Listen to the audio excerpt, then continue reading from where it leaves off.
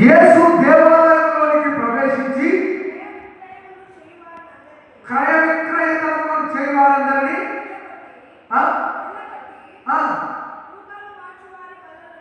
రూకలు మార్చువారి చెప్పమ్మా, రూకలు మార్చువారి బదులను పడద్రోసి నా మందిరము ప్రార్థన మందిరము అనబడని రాయబడి ఉన్నది. అయితే మీరు చూడండి, హల్లెలూయా. దేవుని వాక్యం, యేసు ప్రభు దేవాలయం యెరూషలేము దేవాలయంలో ప్రవేశించడానికి ప్రభు మరి ఆ దేవాలయానికి వచ్చినప్పుడు అక్కడ కొంతమంది వ్యాపారస్తులను చూసినట్లుగా చూస్తాం. మనం కూడా మన సంఘ వార్షికోత్సవానికో ఇంకొకటికో మన చర్చిలో కూడా కొన్ని మనం బయట పెట్టి చేస్తూ ఉంటాం. అయితే ఇక్కడ ఏమంటారంటే చూడండి, యేసు దేవాలయంలో ప్రవేశించి క్రయ విక్రయములు చేయని వారందరినీ వెళ్ళగొట్టి రూకలు మార్చువారి బల్లలను గువ్వలకు వారి పీఠములను పడద్రోసి. ఆయనకు కోపం ఎప్పుడైనా వస్తుందమ్మా? వస్తలే, నాకు తెలిసి కోపం రాదాయన. అయితే అక్కడ పరిస్థితిని చూసి దేవుడు అక్కడ శుద్ధీకరణ చేసినట్లుగా చూస్తూ ఉన్నాం. అంటే ఆ గువ్వలమ్మే వారిని పడద్రోసి అని వాక్యంలో ఉంది. ఏముందమ్మా? పడద్రోసి. ఏమంటున్నాడు? అయ్యా, ఇది నా పరిశుద్ధ మందిరం, పవిత్ర మందిరం, మీరు వ్యాపారం చేయడానికి ఇక్కడ కాదు అని యేసు ప్రభు స్పష్టంగా అక్కడ ఉన్న వారితో చెప్పినట్లుగా చూస్తూ ఉన్నాం. తర్వాత ఇక్కడ ఏమంటారంటే, తర్వాత గుడ్డివారు దేవాలయంలో ప్రవేశిస్తుండగా తర్వాత ఇంకా ఏమంటాడినా అక్కడ స్వస్థతలు కూడా దేవుడు చేసినట్టుగా చూస్తున్నాం. శుద్ధీకరణ అంటే పవిత్రత, అంటే మనుషుల హృదయాలను శుద్ధీకరించి వారి హృదయములను, అంటే యేసు ప్రభు ఆదివారం రోజు దావీదు కుమారుడా జయము అని జయోత్సవం చేసిన ప్రజలు సోమవారం నుండి ఆయన ఎక్కడికి పోతారు? శ్రమలోకి వెళ్ళిపోతారు, వదలబడమ్మా. అయితే ఈ శుద్ధీకరణలో దేవుడు మొదటగా మందిరం చుట్టూ ఉన్న వాళ్ళను శుద్ధీకరించినట్లుగా చూస్తున్నాం. అంటే దేవునికి వ్యతిరేకంగా, దేవుని దృష్టికి అనాలోచనగా ఉన్నవారిని అక్కడ వెళ్ళగొట్టినట్లుగా వాక్యానుసారంగా మనం చూస్తూ ఉన్నాం. తర్వాత ప్రియులారా చూడండి, ఇంకేమంటాడు? దావీదు కుమారునికి జయమని దేవాలయంలో కేకలు వేయుచున్న పిల్లలు చూచి కోపముతో మండిపడి అక్కడ ఉన్న శాస్త్రులు, పరిచయులు, జ్ఞానవంతులు, మత నాయకులు దావీదు కుమారుగా జయమని చెప్పినప్పుడు ఆయన వైపు చూసి వాళ్ళు ఏమంటారు? కోపడుతున్నారు. ఈయన ఏంటి అద్భుతాలు చేస్తున్నాడు, స్వస్థతలు చేస్తున్నాడు అని. తర్వాత ఇక్కడ చూడండి, కింద వచనాల్లో చూస్తే ఏమంటే, మీరు చెప్పుచున్నది వినుచున్నావా అని ఆయన అడిగింది. అందుకు యేసు వినుచున్నాను, బాలుల యొక్కయు చంటి పిల్లల యొక్కయు స్తోత్రములు సిద్ధం చేసి చదవా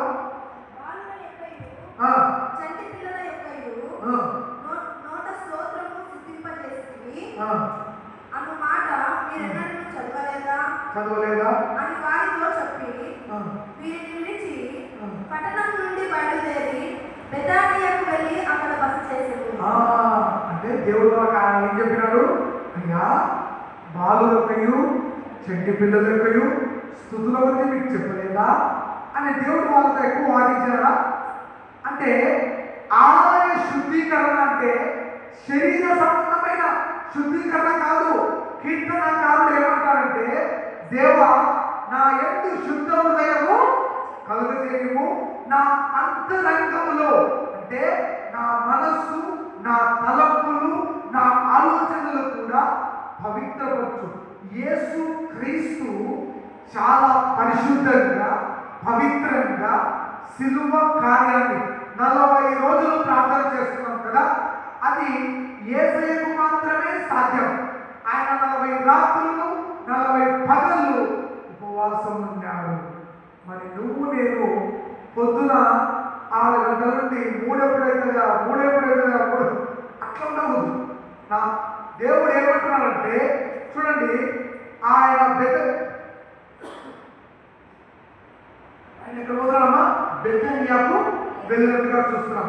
తర్వాత ఇక్కడ చూస్తే చూడండి 18వ వచనం, ఉదయమందు పట్టణమునకు మరలా వెలుచుండగా ఆయన ఆకలి కొనెను. అప్పుడు త్రోవ పక్కన ఉన్న ఒక అంజూరపు చెట్టును చూచి దాని ఎద్దకు రాక దాని యందు ఆకులు తప్ప మరేమీ కనపడలేదు. కనుక దానిని చూచి ఇక మీదట ఎన్నటికి నీవు కాపు కాయకుందు కాక అని చెప్పాను. హల్లెలూయా. అంజూరపు చెట్టును అక్కడ శపించినట్టుగా చూస్తుంది. అంటే ఆయన ఆకలైంది. ఆయన కూడా దేవుని స్వరూపము ధరించి మానవ రూపంలో వచ్చిన దేవుని కుమారుడు. చూడండి ఏమన్నాడు, ఆ అంజూరపు చెట్టులో ఆకులు తప్ప ఏమి కూడా లేవు. శిష్యులు ఆశ్చర్యపోయినారు, ఇదేంటి ఆయన శపించినాడు. ఏమన్నాడు, నువ్వు ఎప్పటికీ కాపు. చూడండి మన జీవితంలో కూడా ఆయన శుద్ధీకరించినట్లుగా మనం బతుకుతున్నాం. ఆ అంజూరపు చెట్టును శపించబడినట్లుగా మన జీవితంలో ఏలా కనపడకండి పాపము, శాపము, చీకటి, అంధకారం దేవుడు క్షమిస్తున్నాడు, క్షమిస్తూ ఉన్నాడు. ప్రార్థన, విశ్వాసం, వాక్యము ద్వారా నువ్వు నేను హెచ్చరింపబడుతూ ఎన్ని గుడ్ ఫ్రైడే అయిపోయాయి, ఎన్ని క్రిస్మస్ అయిపోయాయి. మనసు మారిందా, హృదయం మారిందా? ఆ అంజూరపు చెట్టులు లాగా ఆకులు తప్ప చిగురించే ఫలాలు ఉన్నాయి. దేవుడు నీవు ఎప్పుడు కాపులేదా అక్కడ శపించినట్లుగా దేవుడు చూస్తున్నాం. తక్షణమే ఆ అంజూరపు చెట్టు ఎండిపోయేను. ప్రియులారా, ఈరోజు నా కుటుంబ జీవితం, నీ కుటుంబ జీవితం యేసయ్య సన్నిధిలో ఉన్నామా? 40 రోజులు ప్రార్థన చేస్తూ ఉన్నాం, కూటాలకు వెళ్తూ ఉన్నాం, వాక్యం వింటూ ఉన్నాం, సంఘ స్థాపన వింటున్నాం, సిలువ ధ్యానము, సిలువ రక్తము, సిలువ వాక్యము చేత నింపబడుతున్నాం. అయితే ఎండిపోయిన జీవితం నా జీవితంలో, నీ జీవితంలో అంజూరపు చెట్టులాగా శపించబడి తిరుగుతున్నామా? శుద్ధీకరణ ఎక్కడ? నీ మనస్సులో శుద్ధీకరించాలి. అంతేనా కదా? పేతురేమంటాడు, మీరు మారు మనస్సు పొంది పాప క్షమాపణ నిమిత్తము బ్యాప్టిజం పొందండి. ఇప్పుడు అందరూ బాప్తిజం తీసుకుంటారు, రక్షణ బాప్తిజం. నేను ఏమంటున్నానంటే, యేసు దేవాలయాన్ని శుద్ధి చేయడానికే అక్కడ ఉన్న అక్రమాలు, పాపాలు, శాపాలు, గువ్వలమ్ముకునే వాళ్ళను అందరినీ వెళ్ళగొట్టి నా మందిరము, ప్రార్థన మందిరము. ప్రార్థన మందిరము ఎట్లుండాలా? దేవుడు వస్తాడు, మనం రా. 6 గంటలకు ప్రార్థన అంటే యేసయ్య పావుల కార్యక్రమం పెట్టాడు తెలుసా? అంటే ఈ దినాల్లో దేవుడే చూస్తున్నాడు. అట్లుండవు. అలాగంటే ఎన్ని పనులు ఉన్నా ఆలోచించాలి. అంజూరపు చెట్టులాగా నీ జీవితం, నా జీవితం ఆకులతోనే మిగిలిపోయిందా? శాపము, పాపము, అంధకారం, చీకటి. వాక్యం వింటున్నావు, విని విని విని 30 సంవత్సరాలు వింటనే ఉన్నావు. ఒక గ్రామానికి వెళ్ళి చెప్పాను, ఆయన ప్రేమ, ఆయన రక్తం, ఆయన పాపక్షం. అందుకంటున్నాడు దేవుడు. ఆ శిష్యులు ఏమన్నారు చూడము అక్కడ, ఆశ్చర్యపడి ఆశ్చర్యపడి అంజూరపు చెట్టు అంజూరపు చెట్టు ఎంత త్వరగా ఎండిపోయినని చెప్పుకొని అందుకు యేసు మీరు విశ్వాసము కలిగి సందేహపడకుండా ఆ అంజూరపు చెట్టునకు జరిగిన దానిని చేయుట మాత్రమే కాదు ఈ కొండను చూసి నీ వెంటబడి సముద్రంలో పడవేయబడును గాక చెప్పిన అలాగూ జరుగునని గట్టిగా దేవుని స్తుతించండి. హల్లెలూయా హల్లెలూయా. ఇంత విశ్వాసం పరీక్షలు రాసిన తప్పుతుంది కదా, పాస్ అవుతావా ఫెయిల్ అవుతావా? వీడు ఏమంటున్నాడు, మీలో ఈ విశ్వాసం ఉంటే ఆ కొండ పడిపోతే కూడా పడిపోతుంది. కొంతమంది కొండ ఇప్పుడు పడగొడతారంట, అదే అంటున్నాడు దేవుడు ఇక్కడ. అట్లాంటి విశ్వాసం నీకు నాకు ఉందా? ఉంటే ఎందుకు జరగవు దేవుడి కార్యాలు? ఆలోచించు. ఆలయ శుద్ధీకరణ అంటే యేసు దేవాలయం శుద్ధి చేయటాన్ని నువ్వు నేను వాక్యంలో వింటూ ఉన్నాం. అయితే అంజూరపు చెట్టులాగా కాపులేక ఉన్నారేమో. యేసు ప్రభు శిష్యులతో అంటున్నాడు, అయ్యా ఇలాంటి విశ్వాసం ఉంటే ఆ కొండ పడిపో అంటే పడిపోతుంది, ఉండు అంటే ఉంటుంది. పేతురు నీటి మీద నడుస్తున్నాడు. నడుస్తూ ఉంటే ఏమైందమ్మా?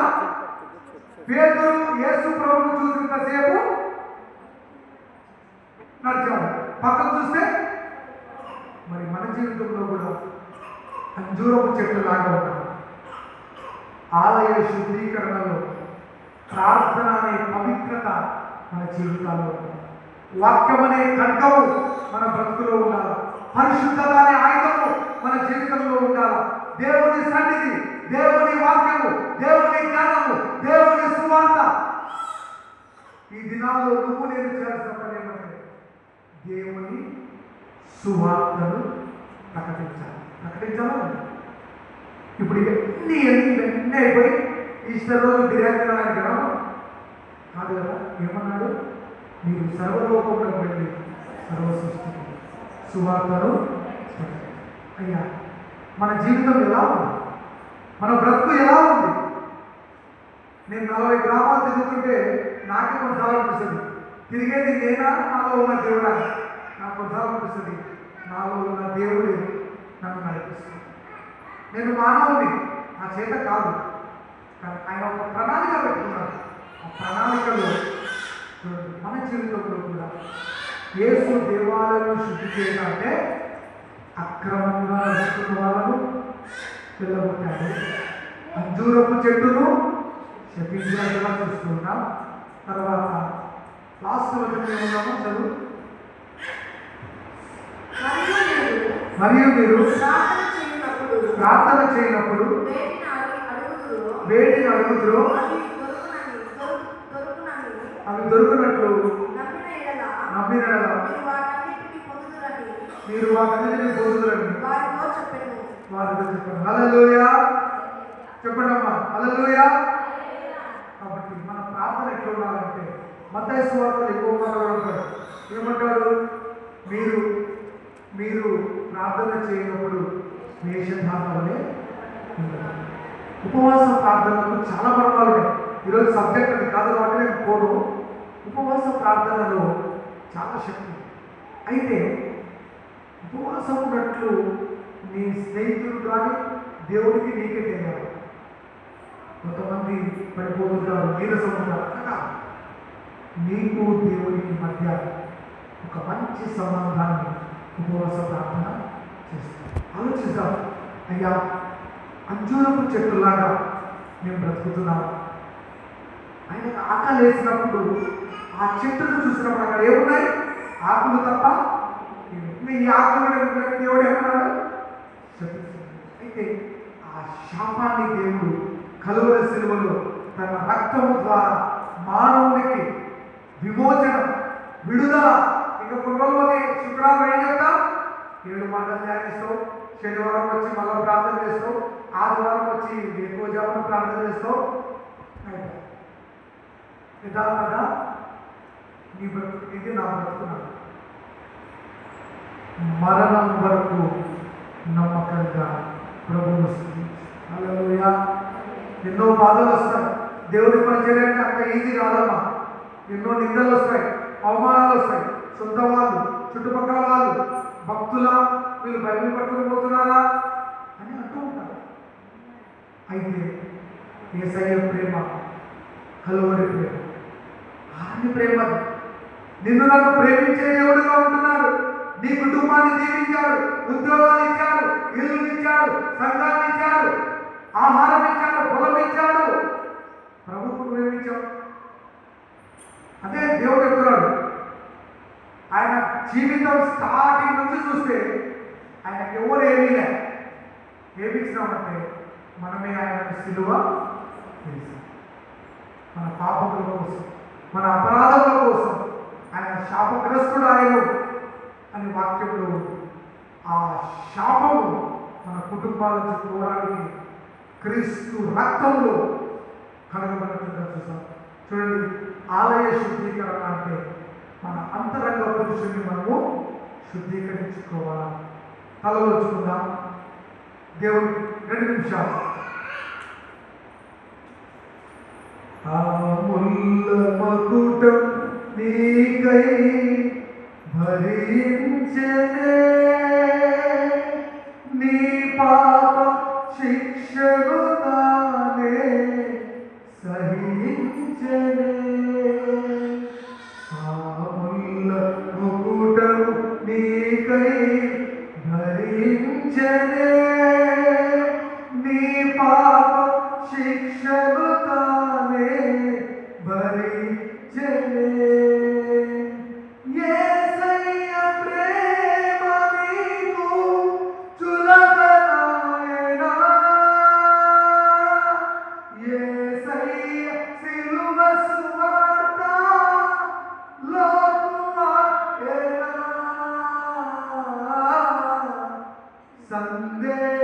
సందేహమేలా, సంశయమేలా,